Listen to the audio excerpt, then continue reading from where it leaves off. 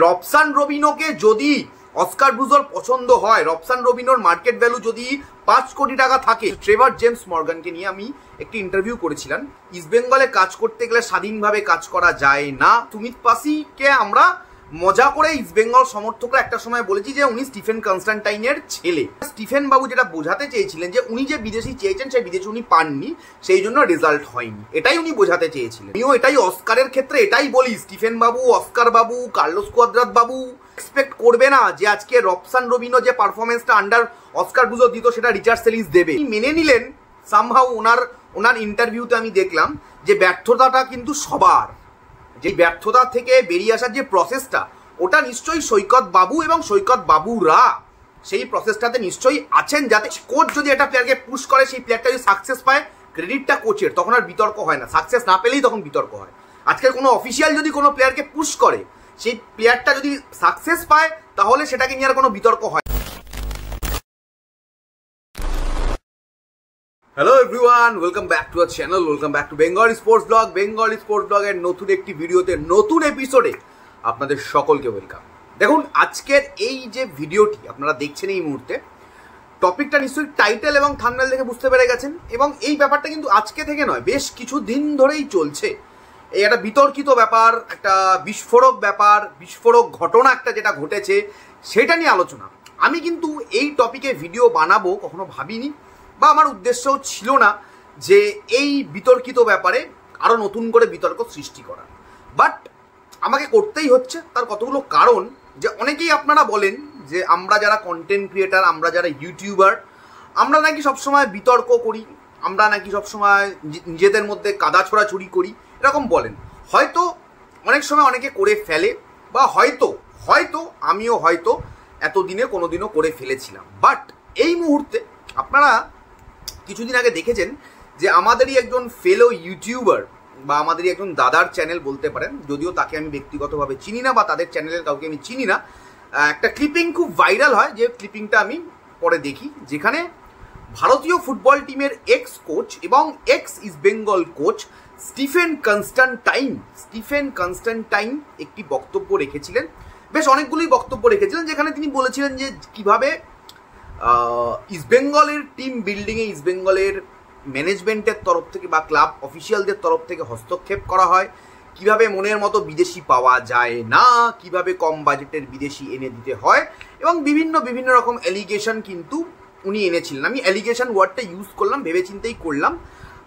উনি কিন্তু অভিযোগ করেছিলেন ও বলা যেতে পারে, এবং সেই অভিযোগ আমরা দেখেছিলাম একটা দিকে ছিল।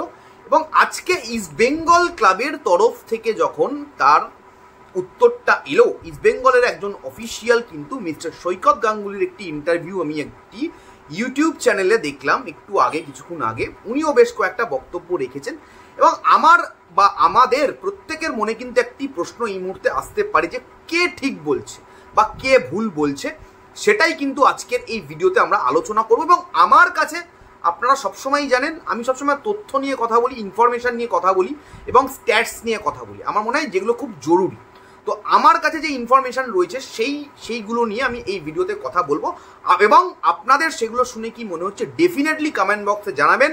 আমি আপনাদের কমেন্টগুলো পড়বো এবং সেগুলোর উত্তর দেওয়ার চেষ্টা করব। প্রথম কথা, স্টিফেন বাবু বা স্টিফেন কনস্ট্যান্টাইন যিনি রয়েছেন, মিস্টার স্টিফেন কনস্ট্যান্টাইন একটি কথা বলেছেন যে এই হস্তক্ষেপ এবং বিভিন্ন জায়গায়, এটা কিন্তু আমার মনে হয় না যে প্রথম কোনো বিদেশি কোচ বলেছেন।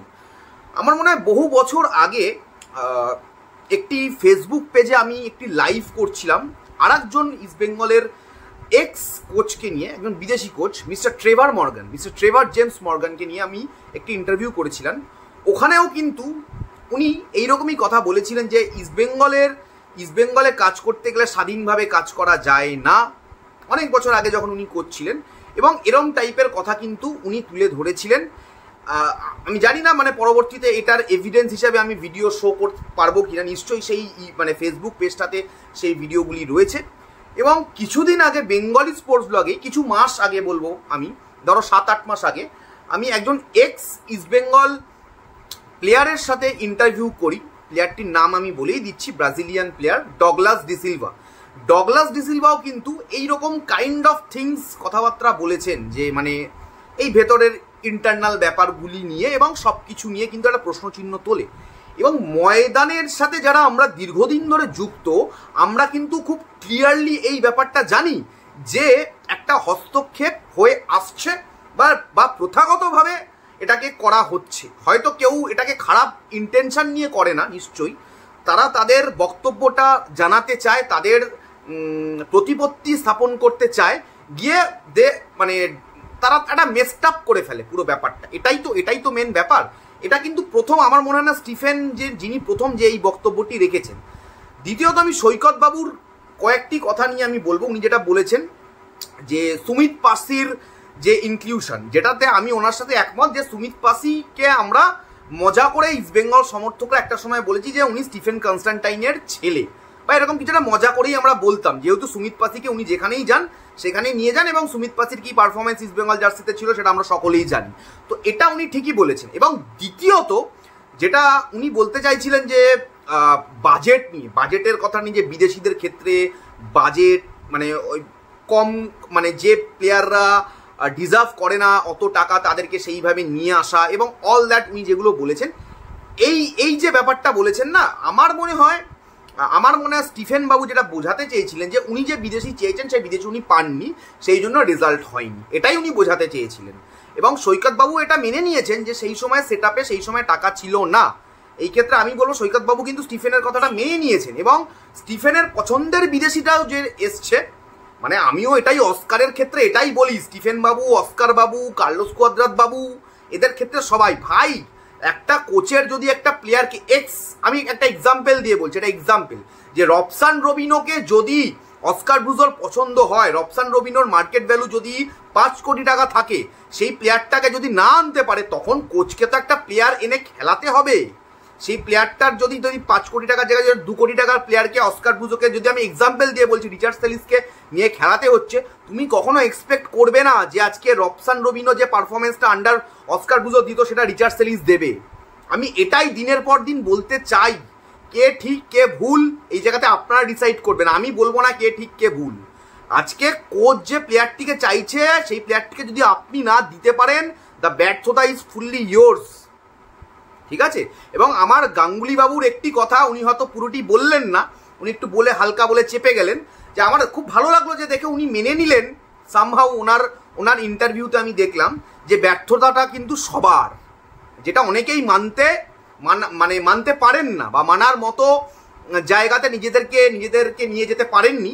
উনি কিন্তু ওটা পুরোটা হয়তো ঠিকভাবে বললেন না, উনি এটাই বললেন যে ইস্টবেঙ্গলের খারাপ সময় সকলে বলছে, অনেক চ্যানেল অনেক কিছু বলছে, এবং আমার মনে হয় যারা খারাপ বলছে ভালো করলে তারাই ভালো বলবে। আজকে যে চ্যানেলগুলি খারাপগুলোকে তুলে ধরছে তাদের মধ্যে হয়তো বেশিরভাগ চ্যানেলই আমার মতো যারা, তারা হয়তো ইস্টবেঙ্গলের ভালোই চায় বলে আমি মনে করি একটু, ঠিক আছে। যারা মানে খারাপগুলো তুলে ধরছে, আমি অনেক সময় ভুলগুলোকে তুলে ধরার চেষ্টা করছি, বা আমার মতো যারা তুলে ধরছে, তো উনি কিন্তু এটা মানে ইনডাইরেক্টলি পুরোটা বলতে পারলেন না, যে পুরো প্রসেসটার মধ্যে কিন্তু ওনারাও রয়েছেন। এবং এই যে ব্যর্থতার টাইমে সকলে বলছে, বিভিন্ন জায়গাতে থেকে বিভিন্ন খবর হচ্ছে, এবং স্টিফেন কনস্ট্যান্টাইনও বলেছেন, অবশ্যই এবং আমি এটুকুই আমি বলবো যে ওনার এই ইন্টারভিউটা দেখে আমি এটুকু বুঝলাম যে নিশ্চয়ই এই ব্যর্থতা থেকে বেরিয়ে আসার যে রেমেডি, এই ব্যর্থতা থেকে বেরিয়ে আসার যে প্রসেসটা, ওটা নিশ্চয়ই সৈকত বাবু এবং সৈকত বাবুরা সেই প্রসেসটাতে নিশ্চয়ই আছেন, যাতে এই ব্যর্থতা নিয়ে Stephen Constantine or Bengali sports blog or XYZ YouTube channel, social media handle, main stream media প্ল্যাটফর্মসরা যাতে বলতে না পারে, বা সাংবাদিকরা যারা আমরা হয়তো সোশ্যাল মিডিয়াতে সাংবাদিকতা করি, সোশ্যাল মিডিয়াতে তো করি, যাই হোক, তো আমরা যাতে তুলে ধরতে না পারি, আমার মনে হয় এগুলো হওয়া উচিত নয়। এবং একটা কোচ তো কখনো এরকম হতে পারে না যে তার মন গড়া কথা এসে বলে দিলেন যে কোনো কিছুই হয়নি, এটাও আমি বিশ্বাস করি না। স্টিফেন কনস্ট্যান্টাইন যে সব গল্পটা মন গড়া বলেছেন, এটা আমি বিশ্বাস করি না, কারণ আমি ময়দানকে চিনি। এখানে আমি কোনো ব্যক্তি, কোনো গ্রুপ অফ পিপলে যাচ্ছি না, আমি ময়দানকে চিনি। ময়দানের চিরাচরিত যে রীতি সেটা সম্পর্কেও আমি অবগত। এবং এই যে কাদা ছোড়াছুড়ি করার যে ব্যাপারটা না, আমার মনে হয় এটা শুধু ইউটিউবারদের মধ্যে সীমাবদ্ধ নেই, এটা এক্স কোচ ভার্সেস, যখন আজকে রিপ্লাই দিলেন আরেকজন ক্লাবের তরফ থেকে, ওই জায়গাতেও কিন্তু চলে এসছে। তো এটাই আমার বক্তব্য ছিল, যে অনেকে বলে না যে শুধুমাত্র ইউটিউবাররা, এটা আমি ভিডিওর শুরুতেই বললাম, ইউটিউবাররা কাদা ছোড়াছুড়ি করছে অ্যান্ড ব্লা ব্লা ব্লা ব্যাপারগুলো। তো আমার মনে হয় পরবর্তীতে এই হস্তক্ষেপ অ্যান্ড অল দ্যাট, এইগুলোর যাতে অভিযোগ আর কেউ না করতে পারে সেরকমই কাজ করা উচিত। এবং আরও আর একটা জায়গা আমি বলবো, উনি অনেক প্রবাদ প্রতিম কোচের কথা বলেছেন, অমল দত্ত, স্বর্গীয় সম্মানীয় অমল দত্ত, আমাদের সকলের পিকে স্যার, পিকে ব্যানার্জি স্যার, এবং আমার সবচেয়ে পছন্দের ভারতীয় কোচ মিস্টার সুভাষ ভৌমিক, যাকে ময়দান ভম্বলদা হিসাবে চেনে, যে এরাও তো ইস্টবেঙ্গলের সাথে ছিল। এদের টাইমে ইস্টবেঙ্গল সফলতা পেয়েছে, সফলতা পেলে না সব কিছু চেপে যায়। আজকে যদি কেউ প্লেয়ারটিকে পুশ করে, ঠিক আছে, সেই প্লেয়ারটি যদি সাকসেস পেয়ে যায়, কোচ যদি একটা প্লেয়ারকে পুশ করে, সেই প্লেয়ারটা যদি সাকসেস পায়, ক্রেডিটটা কোচের, তখন আর বিতর্ক হয় না। সাকসেস না পেলেই তখন বিতর্ক হয়। আজকে কোনো অফিসিয়াল যদি কোনো প্লেয়ারকে পুশ করে, সেই প্লেয়ারটা যদি সাকসেস পায়, তাহলে সেটাকে নিয়ে আর কোনো বিতর্ক হয় না, না পেলেই বিতর্ক হয়। এবং এই যে সৌভিক চক্রবর্তীকে নিয়ে একটা কথা শোনা জানেন, সৌভিক চক্রবর্তী ক্লাবের খুব কাছের, তো উনি বললেন যে সৌভিককে খেলাননি বা অল দ্যাট। আমি একটা কথা বলবো, কোনো প্লেয়ার ক্লাবের কাছের হওয়ার থেকে না ট্রফিগুলো ক্লাবের কাছে হওয়াটা ইম্পর্টেন্ট। সৌভিক চক্রবর্তী ক্লাবের কাছের বলে কি আরও 2 বছর সৌভিক চক্রবর্তী যদি ইস্টবেঙ্গলে খেলে, সেটা কি ঠিক হবে কি হবে না সেটা ওনারা বলতে পারবেন। সেটা নিয়ে আমার মনে হয় না খুব একটা বেশি, বা আপনারা যারা দেখছেন আপনারা কমেন্টে বলুন যে সৌভিক চক্রবর্তী ক্লাবের কাছের বলেই কি সৌভিক চক্রবর্তী আরও 2 বছর ইন্ডিয়ান সুপার লিগ ইস্টবেঙ্গলের জার্সিতে খেলে যাবে ফার্স্ট টিমে। আমি এটুকুই, আমি আগেই বললাম, উনিই বলেছেন যে সৌভিক চক্রবর্তী ক্লাবের কাছে অ্যান্ড অল দ্যাট। আমি যতটুকু ইন্টারভিউটাতে দেখলাম, তো আমার মনে এইগুলোই প্রশ্ন, যাতে পরবর্তীতে এই ধরনের অভিযোগ, কেউ তো মন গড়া অভিযোগ করে বলে আমার মনে নেই, হয়তো একটু বাড়িয়ে চাড়িয়ে বলতে পারেন সময়ের সাথে সাথে খবরে থাকার জন্য, যেই পসিবিলিটিটা সৈকতবাবু বলেছেন ওগুলোকে আমি পুরোপুরি উড়িয়ে দেবো না।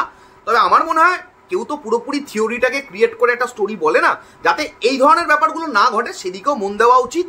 এবং আশা করছি ওনারা এই ধরনের ব্যাপারগুলোতে, মানে কে এক্স কোচ কি বললেন সেই জবাবগুলো দেওয়ার থেকে নেক্সট সিজনে টিম বিল্ডিং প্রসেসে বেশি মন দেবেন। থ্যাংক ইউ সো মাচ, দেখা হচ্ছে খুব তাড়াতাড়ি নতুন একটা ভিডিওতে। এখনের মতো সকলকে টাটা, ভালো থেকো সবাই, সাবস্ক্রাইব করো বেঙ্গলি স্পোর্টস ব্লগকে, টাটা।